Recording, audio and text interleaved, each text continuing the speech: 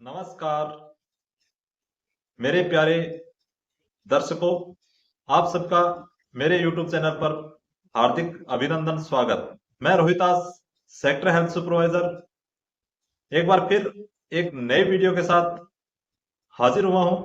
आशा करता हूं मेरे वीडियो की में दी गई जानकारी आपको अच्छी लगती होगी।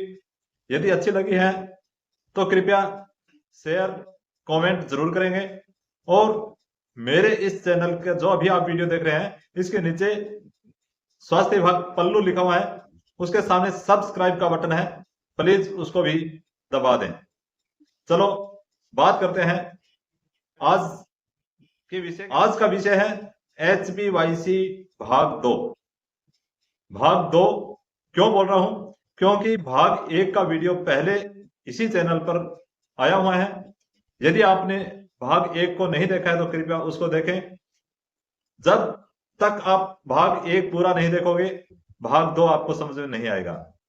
भाग 1 में हमने बात की थी कि HBYC की फुल फॉर्म क्या है, HBYC में और HBNC में क्या अंतर है, HBYC क्यों जरूरी है और आशा को इसमें क्या करना होता है। चलो वो बात आपको अच्छी तरह समझ आ गई होगी। वाले हैं आज ये आपके पेमेंट से जुड़ी हुई है,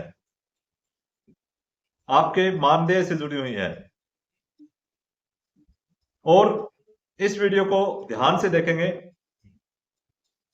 तो मैं आपको विश्वास दिलाता हूं आपके प्रति माह क्लेम के अंदर कम से कम 500 रुपए प्रति माह एक्स्ट्रा बेनिफिट होगा। तो चलो बात करते हैं कि आप जब HBYC अपने PCTS ऐप पर ऑनलाइन करते हैं तब आप क्या गलती करते हैं जिसकी वजह से आपको पेमेंट नहीं हो पाता। पिछले वीडियो में बहुत सी आशा कार्यकर्ता का, एएनएम बहन जी का मैसेज आ रहे थे, फोन आ रहे थे कि सर हमने ऑनलाइन भी कर दिया है, वेरीफाई भी कर दिया है और उसके बावजूद भी आशा का पेमेंट नहीं हुआ, तो उसके पीछे कारण क्या है। तो कारण को जानने के लिए आते हैं अपने PCTS मोबाइल ऐप पर। तो PCTS मोबाइल ऐप को आपने डाउनलोड कर दिया होगा, चलाना सबको आ गया होगा। तो हम डायरेक्ट लॉगिन पेज पर आकर के बात करते हैं। उससे पहले का नहीं बताऊंगा क्योंकि वीडियो लंबा हो जाएगा। तो आ जाते हैं अपने PCTS ऐप पर। PCTS को मैंने ऐप को लॉगिन कर दिया। आप साइड स्क्रीन में देखिए, आपके सामने इस प्रकार का लॉगिन करना यहां तक सबको आता है और इसके अंदर क्या क्या ऑप्शन होते हैं देखिए। आशा रिकॉर्ड है, मासिक कार्य योजना, महिला का विवरण, प्रसव पूर्व जांच, प्रसव पश्चात जांच, शिशु टीकाकरण, मातृ मृत्यु, शिशु मृत्यु, HBYC। तो आज हम जिस विषय पर बात करने वाले हैं वो ये पॉइंट है HBYC कि HBYC करते समय आप क्या गलती करते हैं जिसकी वजह से आपको पेमेंट नहीं हो पाता। तो इसकी एंट्री आज हम सीखेंगे। तो चलो HBYC पर जैसे ही मैं क्लिक करता हूं आपके सामने इस प्रकार का इंटरफेस खुल के आएगा। इसके अंदर आप नीचे स्क्रॉल करेंगे, नीचे की तरफ बढ़ेंगे तो देखेंगे इसके अंदर आपके क्षेत्र की यदि 1000 की आबादी है तो मैंने पिछले वीडियो में बताया था कि 1000 की आबादी पर आपके क्षेत्र में कम से कम 10 से 15 बच्चे 10 से 15 बच्चे आपको HBYC वाले कम से कम मिलेंगे, उससे ज्यादा भी हो सकते हैं। ये एक सामान्य सर्वे है कि 10 से 15 बच्चे 1000 की आबादी पर। यदि आपके क्षेत्र की 2000 की आबादी है तो हर महीने आपको 20 से 30 बच्चे ऐसे मिलेंगे जिनकी आपको HBYC करनी है। अब 30 बच्चे आपके क्षेत्र में हैं तो HBYC 30 बच्चों में करते हैं तो प्रत्येक माह आपके 1500 रुपए क्लेम के अंदर राशि बढ़कर आएगी। 1500 रुपए राशि क्लेम के अंदर बढ़ के आएगी। अब चलो, ये मैंने आपको इसलिए बताया है कि आप यहां से अपनी गिनती करोगे तो मैंने जो आइडिया आपको बताया है इतने बच्चे आपको यहां मिल जाएंगे और इन सब की आपको HBYC करनी होती है। अब अपने बात करते हैं कि इनकी एंट्री कैसे करेंगे। जैसे मैंने आपको उदाहरण के लिए इसके अंदर एक सबसे पहले ऊपर नाम आ रहा है अनिता विक्रम, ये मैंने ओपन किया। ओपन करने के बाद आप देखेंगे आपने इससे पहले इनकी HBYC की एंट्री कर रखी है, प्रथम जांच, द्वितीय जांच और तृतीय जांच। इसका मतलब है 3, 6 और 9 महीने की आपने इसकी एंट्री कर चुके हैं। अब इसमें आप देख सकते हैं पहला एंट्री, इसके अंदर बच्चे का वजन 5.5 किलो 3 महीने वाले में, 6 महीने वाले में आपने वजन भर रखा है 7 किलो और 9 महीने वाले में 8.6 किलो। अब रही बात वजन वाली, तो मैंने पिछले वीडियो में आपको बताया था कि उसका स्क्रीनशॉट लेकर के रख लें, आपके काम आने वाला है कि आपको पता होना चाहिए कि किस बच्चे की कितनी उम्र के अंदर कितनी उसका वजन होगा और कितनी उसकी हाइट होगी। वो अभी तक आपने नहीं किया तो प्लीज उस वीडियो को दोबारा देखें, उसके अंदर मैंने अच्छी तरह समझाया है कि किस उम्र के बच्चे में कितना वजन होगा और कितनी उसकी हाइट होगी। गलती यही होती है, आप क्या करते हैं कि तीसरे महीने के 3 महीने वाली आप जैसे ही उसकी एंट्री करते हो, 3 महीने वाली बच्चे की एंट्री करते हैं, आपने उसकी हाइट 70 सेंटीमीटर भर दी है, जबकि उसकी हाइट मान लीजिए 62 सेंटीमीटर है और आपने ऑनलाइन में उसकी 70 कर दिया, गलती से हो गई है। दूसरी बार जब 6 महीने वाली उसकी एंट्री करोगे तब आपने उसकी देखी कि उसकी हाइट आपने सही से नापा तो उसकी हाइट आ रही है आपकी 68 और आपने तीसरे महीने वाली हाइट आपने उसकी 70 कर रखी है, तो अब वो 68 कैसे लेगा? ये एक सामान्य सी बात है कि आपको पता होना चाहिए कौन से बच्चे की हाइट कितनी है, किस उम्र में कितनी हाइट और कितना वजन। आपने 3 महीने वाली ऑनलाइन एंट्री की, उस टाइम उस बच्चे का वजन आपने अंदाजे से भर दिया, आपने HBYC उसकी की नहीं, उसको एनएम ने वेरीफाई भी कर दिया। अब क्या दिक्कत आई कि आपने 3 महीने का बच्चा है उसका वजन 8 किलो भर दिया, 3 महीने का बच्चा है उसकी हाइट 75 सेंटीमीटर भर दी। अब आप दूसरी बार विजिट करने जा रहे हो 6 महीने पर, अब पिछले 3 महीने पहले आपने उसके कितनी हाइट उसकी ऑनलाइन की थी आपके ऐप में दिखा नहीं रहा है और आपको याद नहीं है, आपने कहीं रिकॉर्ड करके नहीं रखा, आपने कहीं रजिस्टर में लिखा नहीं। अब आप उसकी हाइट दोबारा चेक कर रहे हो, तो पिछली बार आपने उसकी 75 सेंटीमीटर भर रखी है, इस बार आपने उसकी हाइट चेक की तो उसकी हाइट आपके सामने आ रही है 70 सेंटीमीटर, फिर आप उसमें ऑनलाइन कर रहे हो, 70 सेंटीमीटर बार बार भर रहे हो, ये ऐप उसको अपडेट नहीं कर रहा, सेव नहीं हो रहा। फिर मैसेज आते हैं कि सर मैंने सारी चीज सही भर रही हूं और मेरा ये सेव नहीं हो रहा, तो ये दिक्कत आती है। अब चलो बात करते हैं एंट्री कैसे करनी है। तो आपने देखे यहां सबसे पहले आप इस प्रकार खोलोगे तो आशा चुने, यहां सबसे पहले सबसे 1 नंबर पॉइंट क्या आता है, आशा चुने, ठीक है।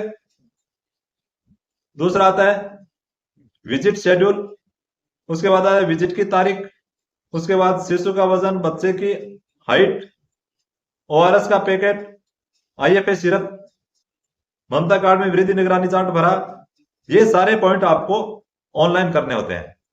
अब चलो बात करते हैं कि क्या ऑनलाइन में क्या करोगे। देखिए आशा चुने, यहाँ पे जैसे ही क्लिक करेंगे आपका नाम यहाँ प्रदर्शित होगा, आप अपना नाम भर देंगे। विजिट शेड्यूल, इसके मैंने आपको दिखाया पहले 3 से 9 महीने की हो रखी है, अभी अपने 12 महीने वाली विजिट कर रहे हैं तो इसके ऊपर 12 माह सेट कर दोगे। विजिट की तारीख, विजिट की तारीख के सामने देखो एक कैलेंडर का निशान है, वहां पे क्लिक करोगे, आपने इस महीने की आज कोई विजिट की है तो यहाँ पे आप विजिट की तारीख उसकी कर देंगे। अब ये विजिट की तारीख इसकी 12 महीने हुए नहीं है तो ये विजिट की तारीख एक बार ले नहीं रहा है, क्योंकि इसकी पहली विजिट अभी हमने चौथे महीने में की है तो अगली विजिट का अभी टाइम नहीं हुआ। तो आपका जिसका टाइम हो उसकी यहाँ आप विजिट की तारीख भर दोगे। अब इसका है शिशु का वजन, मेरे वीडियो के अंदर मैंने बताया था कि किस उम्र के बच्चे में कितना वजन होना चाहिए और कितना उसकी हाइट होनी चाहिए। पिछले वीडियो यदि आपने पूरा देखा हो तो कमेंट बॉक्स में बताएं कि 12 महीने का बच्चा होगा उसके अंदर औसत वजन कितना होना चाहिए और उसकी हाइट कितनी होनी चाहिए लड़के की। बात यहाँ पे देखिए, वजन इसका बनना है अपने को 9.6, और आपने वजन, ये औसत वजन बताया मैंने। अब इसका हो सकता है 10 किलो वजन हो, 9 किलो वजन हो, 9.4 हो, 9.3 हो, तो यहाँ पे 9 किलो वजन उसका है तो 9 किलो भर दो। आपने 0.3 है तो 9.3 किलो वजन भर दोगे। बच्चे का कद सेंटीमीटर में, सेंटीमीटर में के अंदर भी बहुत सी आशा गलती कर रही है कि फिक्स सेंटीमीटर आपको भरना है। 75 है तो 75 भरना है, 75.6, 75.7, 75.8, इस प्रकार से ये जैसे पॉइंट में भर रहे हो तो इसको ऑनलाइन में नहीं दे रहा, इसको आपको 75 सेंटीमीटर ही आपको करना है, पॉइंट में नहीं भरना। बच्चे की हाइट जो है वो केवल आपको 75 सेंटीमीटर है तो 75, 75.456 आपको नहीं करना है, 80 है तो 80, 85 है तो 85। समझ में आया? उसके बाद है ओआरएस का पैकेट दिया। अब देखिए यहां पे आप गलती करते हैं, ओआरएस का पैकेट दिया, ये देखिए यहां पे सभी गलती करते हैं कि आपके पास ओआरएस नहीं होता और 12 महीने की विजिट करने जाते हो, 9 महीने वाली विजिट करने जाते हो, 6 महीने वाली विजिट करने जाते हो, 15 महीने वाली विजिट करने जाते हो, उस टाइम आपको उस बच्चे को ओआरएस देना जरूरी है और आपके पास ओआरएस नहीं है तो आप कैसे दोगे?